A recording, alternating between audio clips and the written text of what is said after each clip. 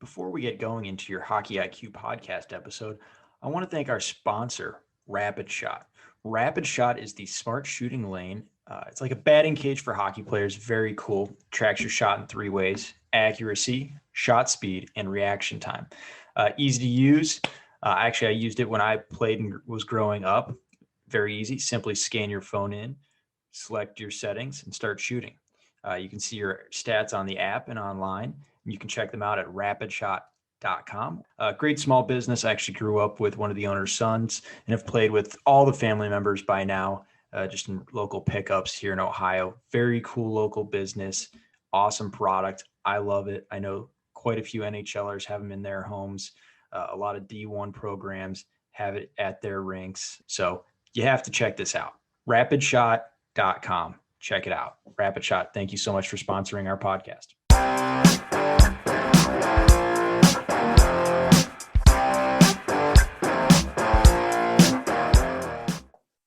All right, today on the podcast, we're happy to bring on Dave Starman. Dave has been around. If you are a hockey fan, you're probably familiar with Dave's work. I know me personally and Greg, we already talked about this, so I'm sure you're in the same boat. Catch him on TV, watching college hockey games, World Junior games. He's currently a scout for NHL Seattle. He's been a scout in the Maple Leafs and Canadiens organization. He coaches youth hockey at the Tier 1 level. Dave is heavily invested in the game of hockey, and he's had some experience with USA Hockey too. So really pleased to bring on Dave today. We had a wide-ranging and super fun conversation. Greg, what was your favorite part? Oh, I just love how he is so open to changing his mind, and he has clearly through the years, and just whatever's best for the kids and what's best for the game. He's all putting his weight behind that and continuing to grow this great sport that we all love. So I really enjoyed how concise he is. Obviously, his on-air personality shines straight through. So this was a ton of fun for me. What about you? Yeah, that's well said. I really liked his explanation of what the modern defenseman is. I thought that he gave a really interesting answer to that, so stay tuned for that. And also, he got me super excited and sad at the same time that I couldn't go to the Level 5 USA Hockey coaching seminar this year because of COVID. So bummed about that. And it's funny because he really made me stop and take for granted how much of an impact, especially in the last couple of years, USA Hockey, what great work they've done for players and coaches alike. So that was really inspiring. Oh, that's phenomenal. Well said. Without further ado, let's get down to the interview with Dave. Welcome to the podcast, Dave. Excited to have you on. How are you this evening? Oh, doing great. It's always a good time to talk hockey. That's for darn sure. Absolutely. So I feel like everyone knows you by now, just how much you're on television and how great of a presence you are for USA Hockey, but maybe give us a little background, maybe your story, how you got involved, and now your passions and the things that you're really focusing on. It's funny. As long as I can remember, I've played the game and been involved in the game. It's an awesome game. And I remember starting as a kid, and I think I started as a forward, and I wound up being a goalie because of my asthma. I couldn't skate hard. And, that was back in the era where you became a goalie for one of a couple of reasons. Either A, you didn't have skates, so you were the goalie in street hockey. B, you didn't skate very well. Or C, you were an asthmatic. And I remember reading one of Stan Fischler's books about how Jacques Plante became a goalie because of his asthma. So Jacques Plante kind of became my early goaltending hero kind of because of that. And then it just sort of took its course, through youth hockey, through college. And I mean, I was okay. I'm good enough to admit that I'm okay as a goalie. But then it turned to scouting and coaching and broadcasting. And, one of those people who will openly admit that it was a series of right place at the right time and some lucky breaks and some people I knew that opened doors for me that allowed me to try to find some of the success that I've been having. But it's been great. I've been able to coach for 35 years now between youth and pro. I've been an NHL scout for 11. I've been on air for close to 20, 12 years with the World Juniors, which has been unbelievable. 18 years on air college hockey. I have some NHL on air experience as well. And, during the 90s with, Islanders radio and WFAN here in New York. So it's really been a very unique and enchanted ride through the coaching side of it, the media side of it, the scouting side of it. And I couldn't imagine doing anything else. That's amazing. And when I think of you, I think of college hockey and World Juniors. I'm just curious how in the world you find time to scout for an NHL team, Seattle, for our listeners who may or may not know, and also, handle all the duties that come along with television. What's that like? I'll tell you what, it's been a crash course in time management, which I'm glad that I've been able to pass on to my kids. I've got a sophomore at the University of Massachusetts and a 10th grader, and I think they have seen both between myself, and my wife Shireen, who's on air with us. She's our ringside reporter on CBS and has probably had a longer on air career than mine, and her 3 Emmys. We always joke around. She's got the hardware, so it's been a great way to segment your life, and it's been a great way to do other things. I mean, I work in our family business as well, so that takes up some time. And there is the scouting, there is the broadcast side of it, there is the coaching side of it, whether it be coaching symposiums or a lot of the youth hockey teams that I'm working with now, or clinics, or whatever the case is. And you know what it is? It's when it becomes a labor of love, you find time to do it. I mean, I'm lucky enough to get paid for it, but I mean, when it's still a labor of love. Jack Parker always said, find something you love to do and do it, and you'll never feel like you're getting paid for it. It becomes a secondary part of it. But it's been an adjustment every year. Each year you have to do something different. Last year with Seattle was really unique because I moved to the pro side as opposed to the amateur side. So I was based mostly here in New York, and my 2 main coverage teams were the Islanders and the Rangers. So there was no traveling involved with that, whether it be just to the Garden or literally for me up the street to the Nassau Coliseum. It was a great run last year with Seattle. I am not quite sure what scouting brings this year in terms of where I'll be or what I'll be doing, but it's just they all blend together. Because when you scout a game, Tom Curver said this the best. Now the assistant GM in Minnesota, he said this the best. He goes, the scouts are the one group of people in a game where they can walk out of there and know that they watched every play. And you can kind of do that on air too. I mean, obviously we're watching every play also, but there are times you get distracted. Producer might be in your ear. You might be looking for a replay. You might be screening something else, and you might miss something quick. When you're scouting a game, you literally watch every play, and it's a great way to learn the game. And I find my scouting leads to me being more effective as a coach. My coaching leads me to be more effective as a scout.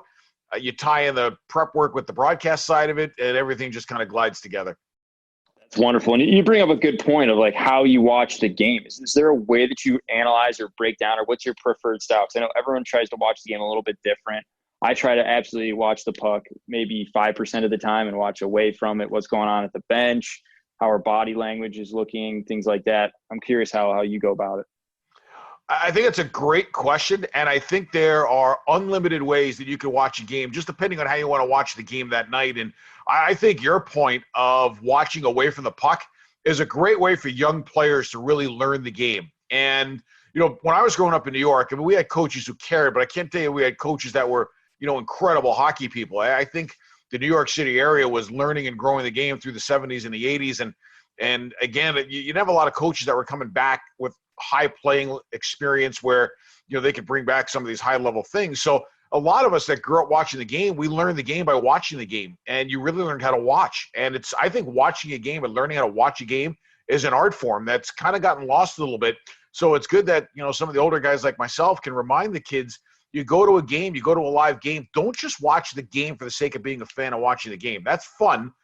But if you want to get a real big bang for your buck, sit in a corner a little bit higher, so that the game comes at you north-south, so you can really start to see lanes develop. You can start to see angles develop, how defensemen gap, how defensemen angle, when they turn, how they pivot. There's so many different things that you can watch by sitting up in a corner and just watching a little bit away from the puck and watching what your position does on the ice. If you're a left wing, watch the left wingers. Watch faceoffs closely, not necessarily where the puck goes right away, but how the guy who plays your position reacts to where the different stimuli are on the ice. So that's one way to watch it. When I'm scouting a game, it really depends on what I'm looking for. I mean, if I might be looking at 2 players, so all I might do is just watch those 2 guys. There are other games I go to where I might be just watching a general consensus to get a vibe on a team to see whether or not there are guys on that team that I'm really looking for. So I think there's a million different ways you can do it, but each game, I do think that if you're watching the game to pick something up, figure out what you want to look for before the game starts, because that gives you an end goal by the time the game's over. Yeah, for sure. And trust me, I feel old too, because when I coach Bantams and we talk all the time about going home and watching a game, and our kids are like, going home and watch a game, I'm playing video games. So That's right. I hear you. So you brought it up. There's been quite a bit of changes just in the way that the game is coached, the way that it's taught. Maybe something that you've noticed or something that sticks out, from day one, from when you started coaching to today. Like, what's something that's just like dramatically different? I will say this. I am really proud that I've continued to evolve as a coach.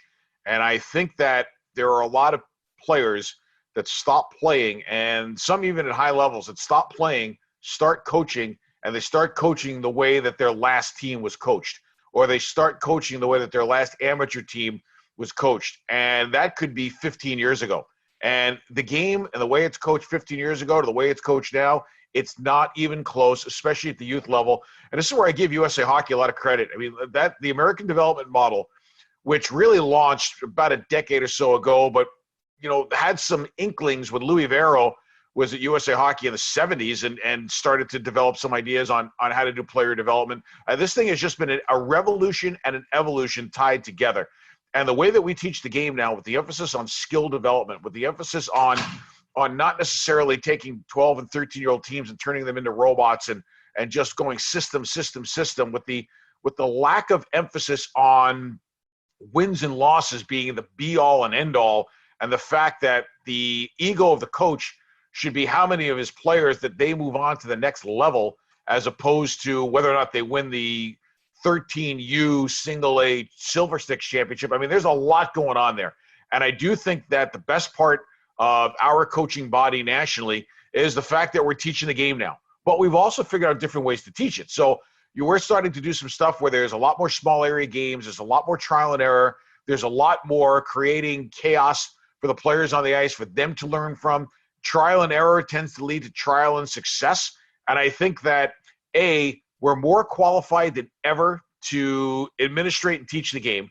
Number two is, I think there is more reference material out there for coaches to find, whether it's online clinics, whether it's symposiums, or whether it's reference material that they can pick up online.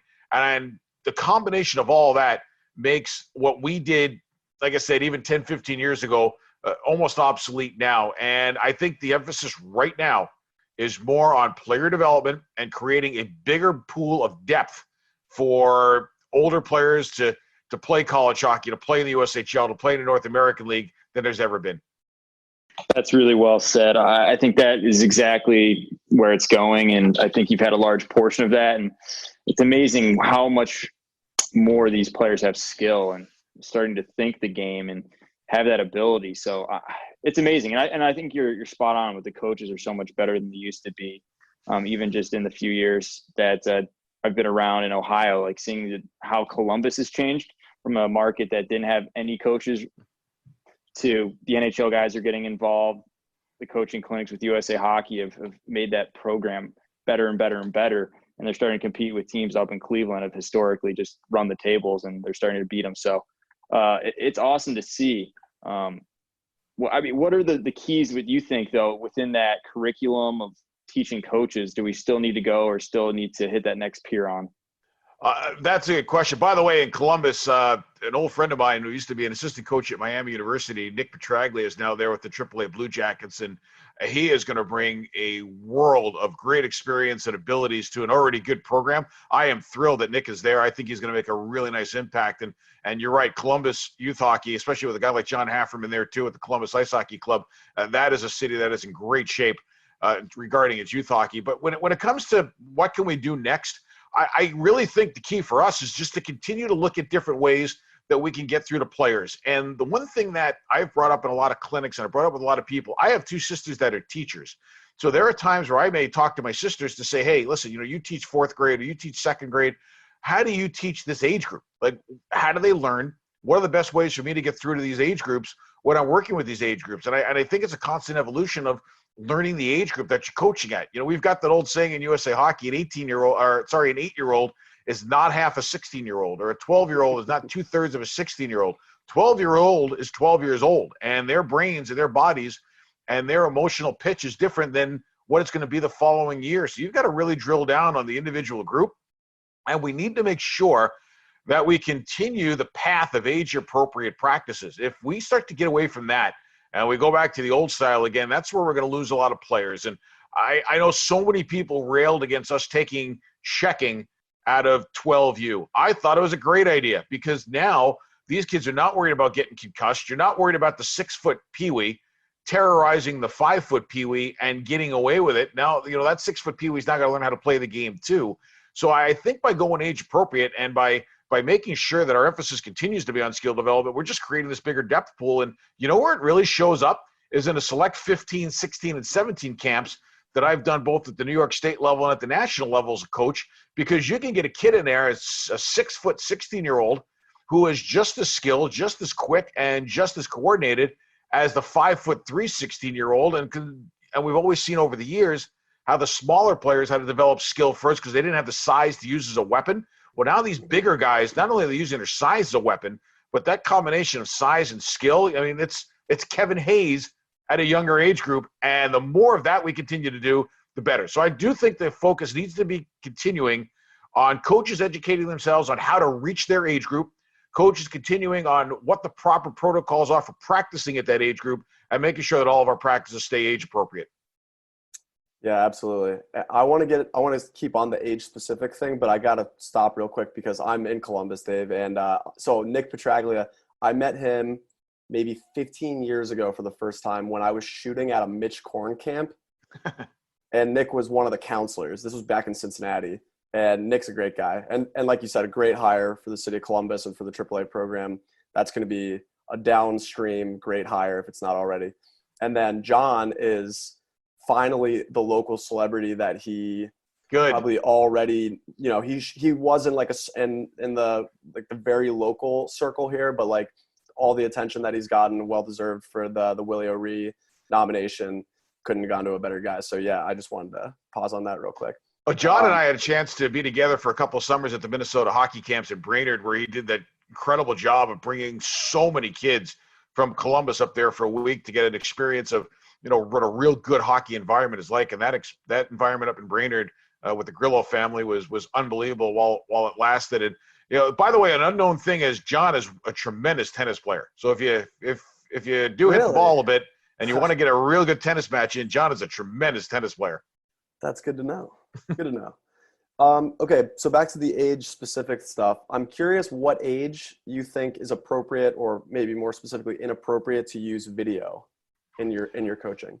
That's funny because I've been sitting here editing clips all day, and for my 15U AAA team, and just we're drilling down on certain things for individual kids and groups, and I think you can use video at any age. I just think you got to be careful with it. There is no way you could sit there with a 10U team and do a 30-minute video session like I've seen some coaches do. I mean, pros don't do that.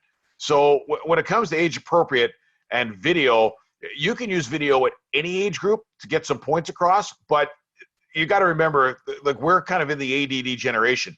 And a coach at USA Hockey joked with me once, the age of the kid is about how many words that they're going to pick up before they start disengaging mentally. So that 10-year-old kid, you got 10 words before they start thinking about something else. That's great. I think it's the same thing on video. I mean, it's if you want to get your 10U group in there and show them 2 clips on something that you want to try to do, and it could be clips of the drill you're going to do in practice.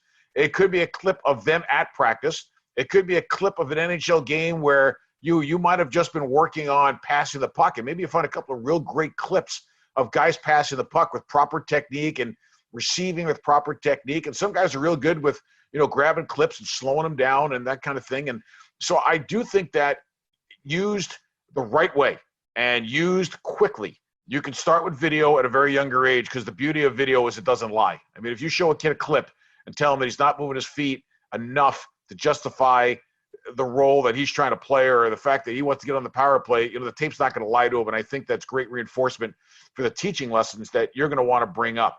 The question becomes, what video do you use? Do you use video of your team? Do you use video of NHL teams? I personally like to use video of the NCAA teams and some USHL teams that I can pull in, because I think our players react to it a little bit better. Because let's be honest about it, there is not a 15U in the country that is going to do what Connor McDavid's doing in a game. It's just not going to happen. So I think if we show a 15U kid a really good college player, or we show a 15U kid a really good USHL or a North American League player, that's the next level that they're aiming at. That's the realistic, immediate goal that's in front of them. Show them players at that level because they'll get a real idea of what the culture of that style of game is. The NHL game to me is a different animal, and sometimes you show them clips of NHL guys who are so incredibly good at what they do, it could intimidate some players and trying to do what you're asking them to do because they're going to look at that and say, there is no way that I can ever do that well. It's the same thing with drills. Like you see all these guys doing these amazing drills and it has 10 different elements to it. And the kids can remember maybe the first 3 and they're forgetting the other 7. And then they don't know what the little details are that they need to get out of that drill. So that's well said. The other part of it is this. I do think that when it comes to your video sessions, and we talked about the brevity of it, so, you could also be entertaining. Like it doesn't just have to be hockey. You could bring your guys in and you might want to show them 2 or 3 clips, but if you could, this is a great lesson I learned from, believe it, I learned it from Roger Nielsen way back when. If you could throw a funny clip in there to set up your video, do it, especially if it's timely to what you're talking about. I did a goaltending presentation recently, and it was a goaltending presentation on working with coaches that weren't goalies on how to better work with their goaltenders so that they lose their fear of being the goalie coach. And, obviously we all know goaltending. What is goaltending? Everything from goaltending comes out of the stance, right? So there's a clip in the movie My Fellow Americans where there are 3 guys standing at a urinal and one guy is talking to the other guy and turns to him and he says, nice stance, that's important. And I use it in every goaltending thing I do because it kind of sets the mood in a funny way. It's a great clip. But I think you can reach your players with your message potentially without ever using a hockey clip. Clips from movies are great, and clips from TV shows are great if they can be funny, if they can make a point, even if they're serious. I do think there are different ways to do video other than just showing kind of the nuts and bolts of what the game is.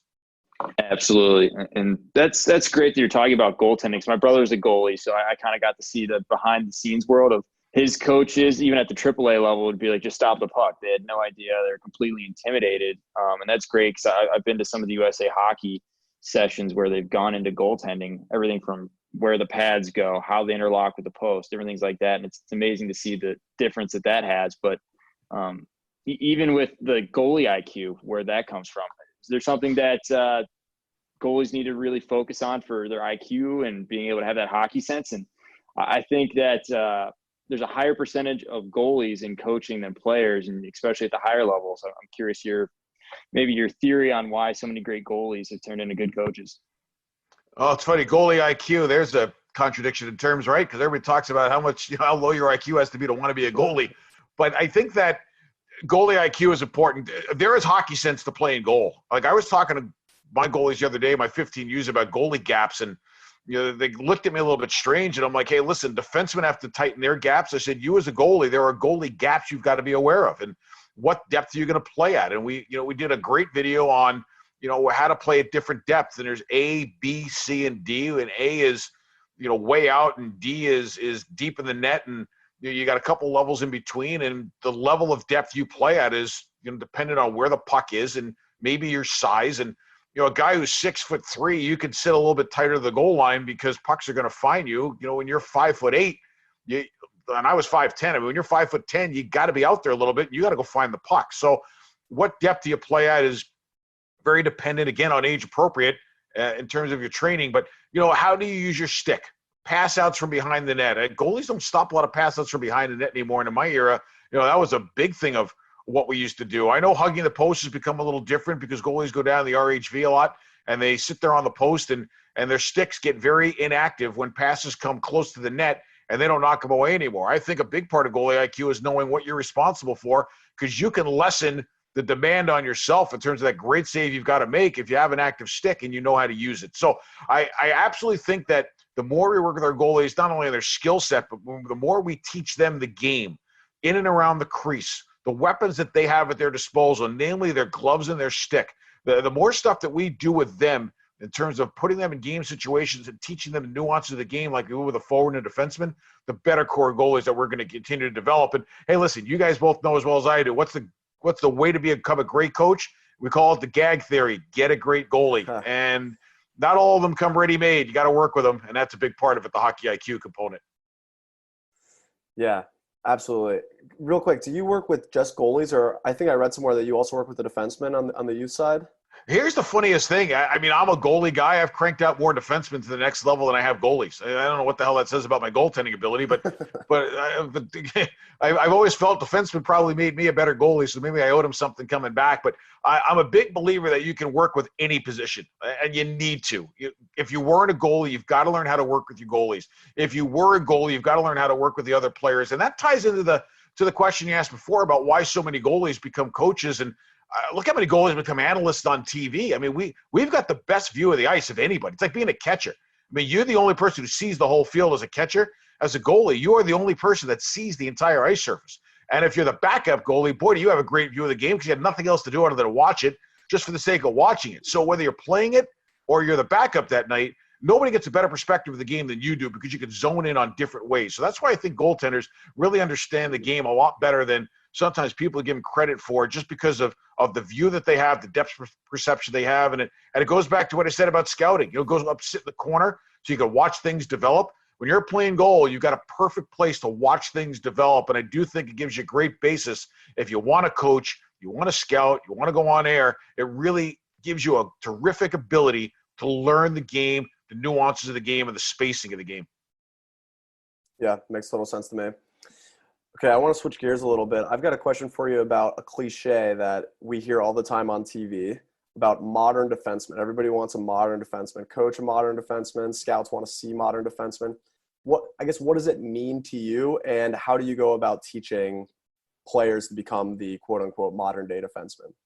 Oh, that's a great question, and it's a term I use with my guys all the time. And I have a 2005 birth year son who's on our team who I have done a lot of work with in becoming the modern defenseman. And I can't tell you. I mean, last year, coaching with the group that I coached with 2 ex-NHL guys, and it was a constant discussion of what I wanted our defensemen to do, because when it came to practice development, I handled our D, and myself and our other assistant. I will tell you straight up, we had a very different view on what we wanted our defensemen doing. I wanted those guys in the offensive zone surfing up like crazy and tightening gaps. I mean, let's be honest about it. The gap that you leave the offensive zone with, it's going to be the same gap you're going to have when you hit the defensive blue line. My feeling is this: if you kill the play before the play ever crosses center ice, is that a good thing or a bad thing? I mean, it's a great thing.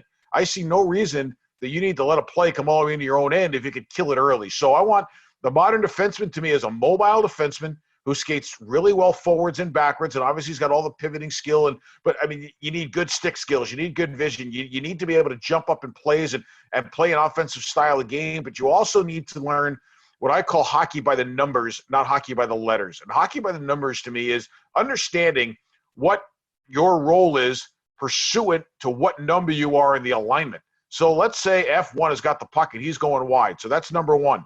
Let's say you get a guy who's driving the net. That's the second guy. So you know the role of the second player. You are the defenseman. You made the outlet pass. You joined. So you're the third guy now. Are you the defenseman? Or are you F3? You're number 3 in the alignment. So you better know the role of what the third guy has to do, both on the offensive side and then if the puck turns over on the back check. Because if that puck turns over quick and now you're in a back checking role, you may be number 3. So you're the first forward back technically. You're not a defenseman anymore. You better know the role of what that third guy back has to do, because you're going to be looking and seeing 2 of your teammates who are handling the rush while fronting up. So that, to me, is the modern defenseman. Where can you play on the ice? Do you know the roles of everybody that's involved? Can you get involved offensively? Can you become part of the 5 as opposed to observing the front 3? I just think that's a small, simple way of doing it. But I do think the modern defenseman is one that's got skill, that's got speed, that can contribute to the offense and also defend hard, make plays, and move pucks. That's really well said, and that takes some brain power. You have to actually know what's going on out there. Is there a way that you go about developing that hockey IQ in your players? I'm a big fan of starting with looking around, and every drill has an element of creating ice awareness. But beyond that, and maybe how you go about using video or how you develop and what you focus on and stress during your practices. Yeah, it's a good question. I'll tell you what, my USA Hockey master's thesis was on transition from offense to defense and defensive zone play. It's always been a part of the game that I've been very intrigued with and obviously felt comfortable with, being that I spent my life in the defensive zone. So, and Craig Ramsey former Buffalo Sabres player, longtime NHL coach. Craig Ramsey was the first person who really turned me on to what the concepts were of how to properly defend, especially on the back check. And, Craig was always a little ahead of his time when it came to how to play defense, whether it be with angles or coming back or back checking and that kind of thing. And he did a couple of great presentations at Roger Nielsen's coaching clinics back when I was a young coach. And this goes back into the 90s, actually maybe even the late 80s. And I read a ton about him. I used to talk to him at the clinics about it and read up on a lot of his stuff and watch his video. And I still have all those presentations from now 30 years ago. And you know what? A lot of it still applies. And I try to teach my players a lot of what we just talked about. And that is, what is the role of everybody on the ice when it comes to the 5-man unit? And once we start transitioning to defense, what's everybody's role? If you're the strong side defenseman, what's your role? If you're the weak side defenseman, what's your role? Now, that has changed a lot in 30 years. You watch a guy like Charlie McAvoy play. Charlie McAvoy is the weak side defenseman. He's got one thought on his mind, and that is skate forward, skate with his man. If the puck gets dumped in, you're skating forwards already. Go get it quick. And if you are defending and a pass comes towards your check, you've already got great stick position on the guy because you're skating stride for stride with him, and you can lean on him as opposed to having to front him, turn, pivot, and make a play that way. Part of the modern defenseman, right? So that's part of it. If you're the third guy back, you know that you're looking for trailers. You're looking behind you both ways, and you're coming hard down to stay with your check, and you're going to take your check all the way to the net. One of the key things that we always teach in this component of that transition to defense is defensive zone coverage doesn't start until the back check is over. So if that rush is still going, you are still in a transition. You are still in a back check mode. Once the first shot to the net happens, and then maybe the scramble or the reset for the team to go into offensive zone play starts, then you get into defensive zone coverage, and that's where you can start to switch some responsibilities. So maybe that defenseman who got trapped and comes back, he can pull a switch with the guy who covered him or her, and then you can establish defensive zone play. But we do it a lot where guys get out of position. A lot of these, high ride time up the wall if their check goes up the wall. So it's just a constant matter of repetition in practice, enforcement with video to show them some of the things that you're trying to angle. And I also think is when you put them into unstructured 5-on-5 scrimmage play inside their own zone and you play it as a controlled scrimmage, A, they're going to figure some stuff out. B, it's a wonderful opportunity for you to blow the whistle, tell everybody to stop, have everybody look around, and you ask your D, okay, are you in a good spot? Are you in a bad spot? What are you anticipating? What's coming next? Your players, if they can give you more answers than you're giving them, you know you have really made a dent in developing hockey IQ. Yeah, absolutely. I was down at Darryl Belfry's camp last summer, and McAvoy was one of the players there, and I knew he was good. He blew my mind. He's a fantastic player, and that Bruins team is going to be something. Even if they lose, some guys to free agency or whatever, they'll be good to go. Charlie's a top pairing cornerstone defenseman for the next decade. I mean, that was a great pick by Boston. There are a lot of good defensemen in that first round that went, and I am not ashamed to say that. If I had the opportunity to pick Charlie Mack, I would have picked him also. I mean, my goodness, what a player. He's from my hometown. I've known him and the family a long time, and this is not bias. This is just Charlie's real good. I mean, I've had a great chance to see Sergachev because I was with Montreal when we drafted him, and I think he's got some special components to his game, and he's growing on me more and more the further the Tampa's gone in the playoffs. But gosh, do I like Charlie. I'll tell you what, the old man was a heck of a player too. Oh, yeah? So you can see, and his sister's great also. You can see where there's some great hockey genes in the McAvoy family, no question. I've heard many people say that family is half the reason why he's the player he is, because they just understand the game. They're not being overly pushy. So that kind of goes to my next question is, how can parents help in that development process and, not put their kids in bad positions to succeed? That question could go a lot of different ways, and I'll attack it as the simplest, and I'll try to use some of my experiences to answer that, because I've seen some parents who did a great job, and I've seen some parents who were so overbearing they literally drove their kids out of the game. And one parent that I can think of, I had a kid when I was coaching the New York Bobcats junior team back in the early 2000s. We had a defenseman. His name was Tim, Phil, and Jerry, and Tim was a 15-year-old who made our team. We were playing in the Met League at the time, Junior B, and Timmy is a 15-year-old, made our team, and wound up, I think, being the defenseman of the year in the league. His dad, Ken, was one of the most incredible hockey parents I had ever dealt with. And Kenny didn't push Timmy, but Kenny kind of convinced Tim that he was going to make of his career what he was going to make of it. And his his ownership of his career was going to be a big factor. And the dad, Ken, obviously got him to the rink on time and provided for him for when he needed. But, when Timmy got on the ice, it was all about Tim. And the dad was like, I don't want any favors. I let him earn his ice time. And he was great. And, he took a backseat role to Tim's career. But I think that's where a lot of parents sometimes get off track is they try to own the career of their kid as opposed to letting the career own it. And I know we've talked a lot about helicopter parents and that kind of thing. And I do see a lot of that. But at some point, I think the players got to decide how much they want it. And you've all heard of Todd Krieger, who I believe now is the assistant coach in Grand Rapids. Todd played at the University of Connecticut, was a longtime NHLer, and he's got two kids that are pretty good players, both defensemen at Michigan State. And the one thing that he said to me was, he goes, I told my kids it was up to them to make of it what they were going to make of it. Like they were getting no favors from me. I didn't baby them. I was honest with them. And it was up to them. And those two kids turned out to be pretty good. So I think as a parent, you can have a discipline factor in terms of teaching your kid habit and routine and the important things and time management and the importance of school and hockey and off ice and that kind of thing. But I do think the kid needs to want it, and they need to want to chase it for their own reasons as opposed to chasing it because you want them to chase it. And I do think that's where the disconnect between a lot of parents and a lot of players starts. The other side of it, a lot of parents don't know what they don't know. And I think that's where some of the mistakes come in. And I think the most important thing for guys like us that are in the game, that have lived it, been there, been through it, put players from the amateur side into the pro, have been on the pro side where we have plucked players out of amateur programs to play for us. We bring a lot to the table. And whether or not people have what my dad likes to call AOL, the art of listening, whether or not parents have the ability to listen to some of the advice that's out there through the experiences of the people that went through it is a really important component for parents, because they may know their kid better than we do, but we know the path better than they do. And I do think relying on us for sound advice because we care is an important part of the parents' development hockey-wise.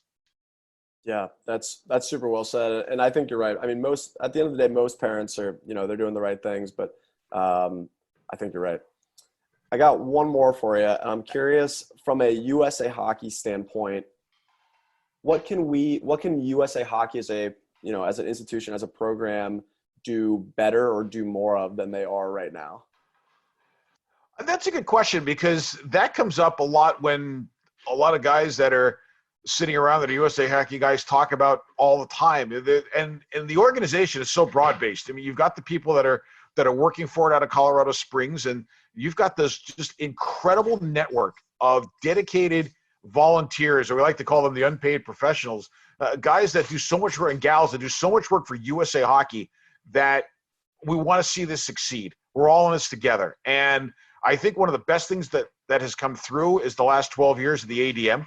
I do think the amount of reference material that USA Hockey has put out online, whether on its YouTube channel, whether or not it's in PDFs, whether or not it's the sharing of a lot of their online seminars, the creation of the USA Goaltending Development Program, which is www.usahockeygoaltending.com. That's a site that those of us in Goalie Nation are extremely proud of, and we love the fact that we really made a big inroad in the ADM program with the goaltender development program, the goalie coach development program. If I'm USA Hockey, I want to continue the course of what's next. I want to be out in the forefront of what do we do next to make our game better, but we also have to make sure we look back before we look forward. And that's what some of the coaches and chiefs at the district levels are doing a really good job of, whether it's Chuck Gridley in New York and Paul Moran in Massachusetts and Larry Roca in New England and Ed Lichtenberger in the Mid-Atlantic. I mean, there's so many good. Flint Dunchak in the Northwest has done some unbelievable stuff. So I think we continue to modernize. I think the coaching education program continues to develop. For the first time in a long time, the coaching education program and the ADM departments are now really working in cohesion with each other to do a lot of the clinics and put out more of the reference material. So I think that one thing that has happened is a lot of the different factions of USA Hockey, whether paid or volunteer, whether CEP or ADM, whether the national team program or the national office, whatever the case is, I think you're seeing a lot more synergy right now because everybody's somewhat on the same page because the path has been so cleared. Now the question is, where do we take it as a governing body from here forward? And part of it is just continuing to preach, A, what a great game we have, B, the amount of ways that we have to teach it, and C, just making sure that we stick to the goals that we have out there regarding our age-appropriate development. That's wonderful. I've been really impressed with the stuff that USA Hockey's been coming out with lately. I remember when I first got in it was kind of shaky, but now that you've got the app, I've drawn up many practice plans on those the little rink there and shared them with coaches. So it's been wonderful. So I want to thank all USA Hockey listeners that may be out there doing great work. So For sure. Let me interrupt. Let me break in on the app for one quick second. Cameron Eckmeyer is one of the video guys there, and Ken Martell has been a real proponent of the app too. I mean, those two guys are powerhouses when it comes to a lot of the video content that you're seeing, and I think that mobile app, anybody who's watching this now, parent, player, coach, team administrator, whatever, the mobile app is a no-brainer. You need to have this thing on your phone, and once you put it on your phone, it transfers right to your tablet. And then I think there's a small fee you can pay where you get access to every USA Hockey instructional video on ice and off ice, plus all the lesson plans, plus all the off ice lesson plans, everything. This thing it might be the best thing that USA Hockey has done. And I've watched it continue to evolve from just this app where you can look at practice plans to an app where, as you just said, you can design practice.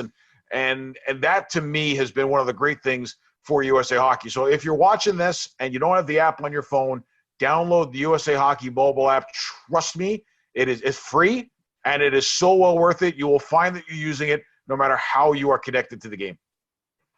It's wonderful. It's got a little bit of everything. It's got video, and if you're a hockey nerd like myself, you can pull up the rule book and go through that before bed and put yourself to sleep. It's great. It's also got age-specific modules, which I think are really helpful. Yep, absolutely. It's a really Another good thing USA Hockey's done is the age-appropriate modules. I do think that we're probably due to update some of them, but the information in those age-appropriate modules is great. And I know some coaches have said that they don't really watch them. They just wait for the test and then try to get them right. But there's a lot of great stuff in there. And look, I've been doing this 35 years. I still watch those modules, and I'll still pick something up that I might not have picked up the first time I watched them through. I may click on one video just to reinforce something. That is the thing.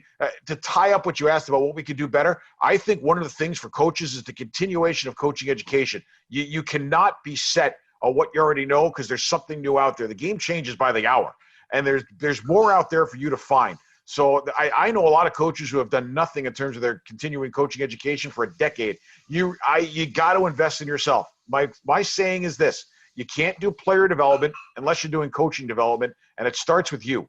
So I hold myself very accountable in that department, and I do think whether you're coaching Tier 1, Tier 2, Tier 3, whether you played 25 years in the NHL or you played 10 games in high school, the bottom line is continue your coaching education because that is only going to help you as a coach, but more importantly, it's going to help your players, and that's why we're in this. That's awesome. That is well said. I'm curious, maybe some innovative things that you're seeing out there and get you excited on the coaching side of it, or maybe some things that you've changed your mind on here recently.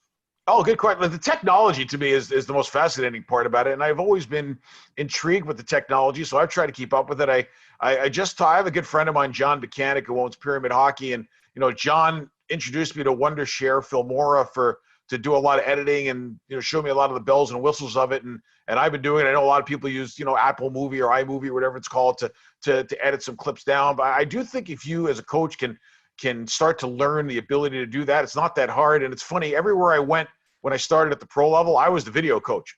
And back in my day, it was 4 or 5 VHSs patched together with cables and one TV and about 8 million tapes. And that was how we did video. And now it's so much easier because all you need is your laptop, but you do have to learn the technology part of it. So I think the technology component is a huge deal. And in terms of things that we're doing now that maybe we wouldn't have done before, I do remember with certain teams where we get on the ice and we would do 45 minutes of flow. Some of it would be with resistance. Some of it would be just free flowing. I think the concept of transferable skills and the design of practice where we are emphasizing transferable skills in a competition-based model in practice, not a competition-based model schedule-wise, but just in practice. Guys are competing and girls are competing. There is resistance. There is pressure. There's limited time and space. I do think the more that we can put our players at every age group, introducing them, obviously age appropriately, but the more that we continue to put them in practice scenarios where they are in higher game-like reps, the better that these players are going to be. So I think that's a little bit different than than maybe what we used to do when we used to go 45 minutes of flow, and then maybe we'd scrimmage for 10, 15 minutes. I do think the competition level in practice has been something I've seen much, much more of in the last 10, 15 years. That's wonderful. I love SAGs. I think the small area games are absolutely critical in driving home. I love the ones where you can have a theme and then put a constraint in. I play games cross ice where you have to only score on a first touch, whether it be tip, rebound, one time or whatever. I think that gets the kids in that mind of how do I get open, things like that. So there's so much you can do off of it. It's absolutely wonderful. And and you make a good point there, because that's where the game becomes the teacher. Like, I think that's important. When I was with the Atlanta Knights and the Macon Whoopee, I was working with John Parrish Jr., who's got a strong background in psychology. And John always used to say to me, it takes 14 to 21 days consistently to build a habit. And if you continue to put your players into scenarios where they can build some of those habits through trial and error, you're letting the game become the teacher. And the one thing he did say to me was, people will sometimes remember much better what they have figured out themselves than what they learned from somebody else. And we've got such a kinesthetic game that the more we run our players through these repetitions, the more we make them go out and find things to do. Like you just talked about, finding open space.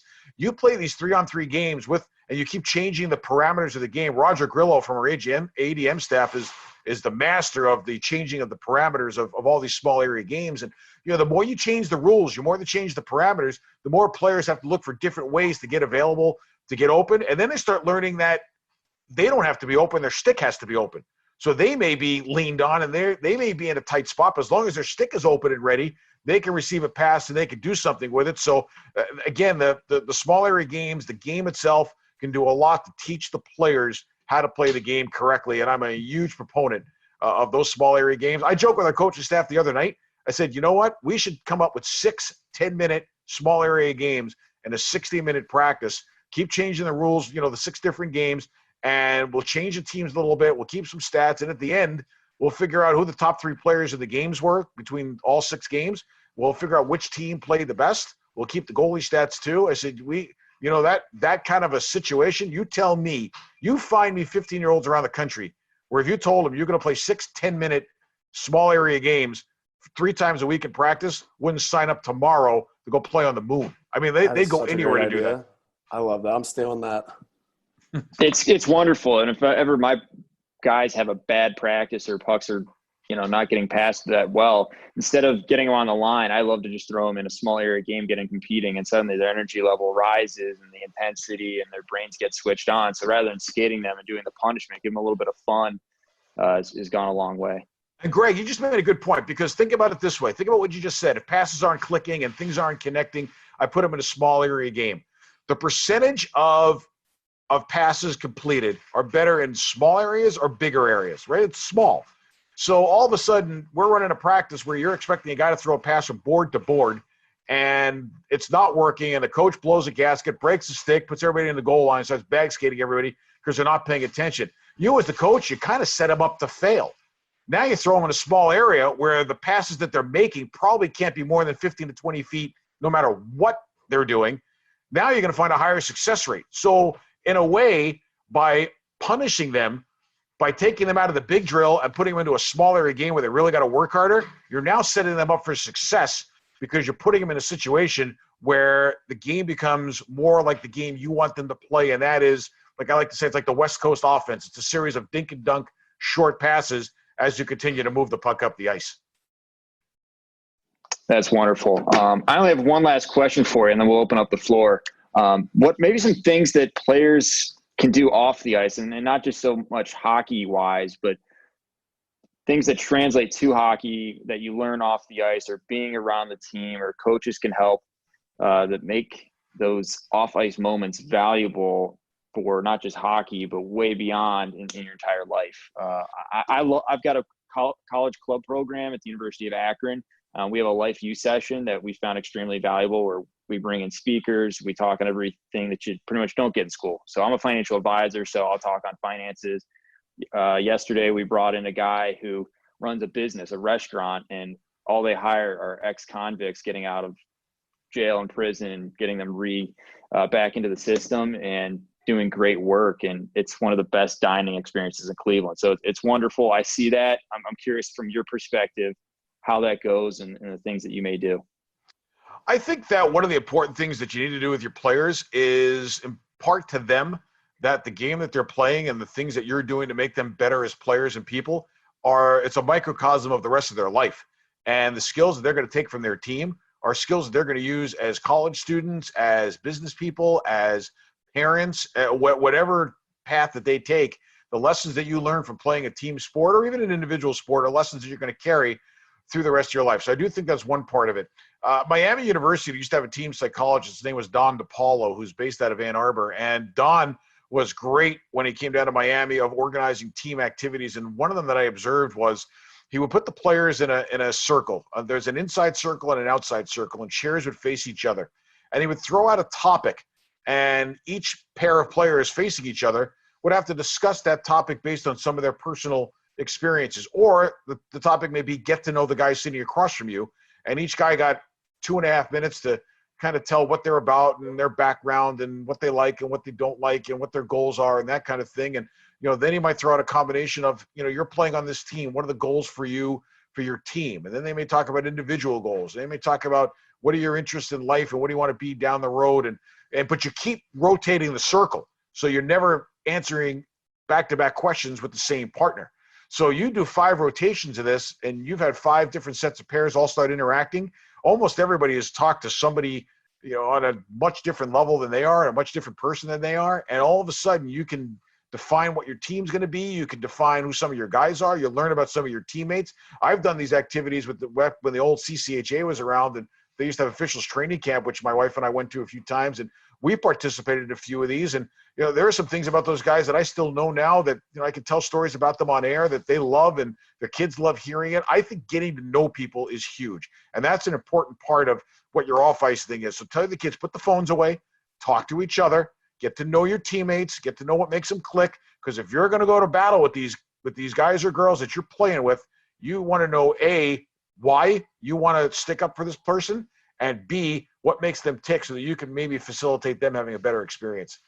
Absolutely love that. I think it's totally valuable. Yeah, I got a few connections down that Miami program, and everything seems to be great that comes out of there. Building the brotherhood and how they did that, and the story that pretty much led to them finally clicking into the brotherhood. As tragic as it was, has led to so many positives. It's been unbelievable. Yep.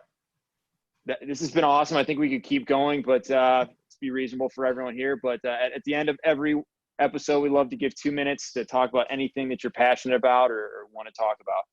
The floor is all yours. I think that when you look at the game, I think the game is in a really good place right now. It's amazing to see how many players are playing and really enjoying it. I know retention rates can fluctuate and the economy has a part to do with it. And right now, I don't have to talk about what we're going through. Everybody knows what we're going through. It affects every family differently. And fortunately, the game has been an outlet for so many of us. We're going to the rink in masks now. We're going to the rink in different ways. We're going in 15 minutes before practice starts, and we're getting dressed quick. And coaches may not have the same amount of time to sit and talk to their players in the rink that they used to, whether it be before practice or after practice. And players may not be enjoying that bonding experience, sitting in the dressing room and talking to each other. And, I know a coach that makes sure that they have plenty of tape for their kids so that he gets them into a routine where kids come to the rink an hour before games or practices, and everybody goes out and retapes a stick together, and guys or girls are talking to each other. We've lost a little bit of that right now with what's going on with the COVID scenario. But hopefully that our players, our parents, our coaches are doing everything they can in the safest manner to get our kids back to playing again. Some states won't let you play games. Some states will. It's become political. It's become ugly. It's become, well, because of this, then that. And I'm not a big if this, then that type of guy. I think that what we all need to do is really step back, look at our situation, and be really thankful that we can get our kids to the rink. It's not under the ideal circumstances. Believe me, we all know it. But the fact that we can still play, the fact that there's been a national governing body like USA Hockey that put out an 18-page safe return to play guideline to try to help state governments to get our game going again is really important. And I do think that no matter what we do, we're we're all kind of in this in our own way, but we're all kind of in this as a big community. And we just need to make sure that we're doing things safe and we're doing things smart. But mostly we need to make sure that we're playing, because kids need to play. Kids need to compete. Kids need to exercise, and kids need to be out. So the more that we can do right now to make hockey a great experience, especially for the younger kids that are first starting, but for those older players that either may be aging out or getting to that scenario where the last of their high-level competitive games are coming, make it that much more of an emphasis of importance, and make it that much more of an emphasis of enjoyment, so that we can continue to pass the legacy of this great game down from player to player. Absolutely. Awesome. Couldn't have said it better myself. Dave, before we let you go, is there anywhere to find you on social media where our audience can, communicate with you? As my wife likes to say, I pop up on social media so much it's like a rash. You can at Twitter, I am at @DStarmanHockey, and that's where I put out most of my hockey-related stuff. I've used Facebook for some different hockey stuff. I'm on Instagram. I think it's at @DStarman1 or Dave Starman1 on Instagram. I don't put a ton out there. I use Instagram more just to read the newspaper, to tell you the truth. But Twitter is really the thing, at @DStarmanHockey. I try to put out as much hockey stuff as I can. I would say this, not everything I put out is anything that I completely agree with, but I like putting things out there for discussion. I like open discussion on different topics. I am somebody who, you could change my mind. I mean, my mind has changed a lot on what I used to believe to what I believe now in terms of the game. I'm always into a good conversation. I can agree to disagree and move on, but I can learn something from disagreeing with you. And that, to me, is one of the beauties of a lot of these open, engaging conversations with different people, whether you know them or you don't know them. You can learn from everybody. And if social media is used right, it's a great tool to exchange a lot of information and ideas. Absolutely. Well, we didn't. I agree with that, because Dave, you've retweeted many articles that I've written on the coach's site and some other materials that we've put out here. And I think you maybe even retweeted some of our newsletter topics. So thank you again for that. He agrees with all of those, though. Hey, listen, the bottom line is, right, we are all in this to grow the game. If the game keeps growing, we all stay in the game, and the game stays strong and the game stays smooth, and we all can continue to make contributions to it. We have a passion for the game, and there are a lot of guys in this game that are making a lot of money, and there are a lot of guys and girls in this game that are not. But the bottom line is, our passion level for the game tends to have no direct influence on the economic side of it. So the more that we can all be a part of it and contribute and grow it, the better off we all are, because it gives us something to do, something to look forward to, and something to share with the people that we care about. Absolutely. This has been a lot of fun, Dave. Thanks a lot for coming on the podcast. Really appreciate it. Oh, anytime. Look forward to chatting with you guys again. Thank you for tuning into the Hockey IQ podcast. We are Hockey's Arsenal, Greg Revac and Dan Dukart. Together, we've come together to create a platform and a community to expand on hockey intelligence, hockey IQ, whatever you want to call it.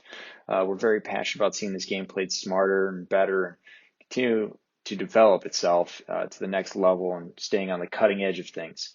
So you can find us at Hockey's Arsenal on Facebook, Twitter, and YouTube. We're also at hockeysarsenal.com. From there, you can find some resources and some options to work with us. We're excited to continue this. If you enjoyed this episode, please like, subscribe, follow, and share. You can also join up for our newsletter as well, where we're going to tackle anything hockey IQ related. So we're excited to have everyone here and continue to build.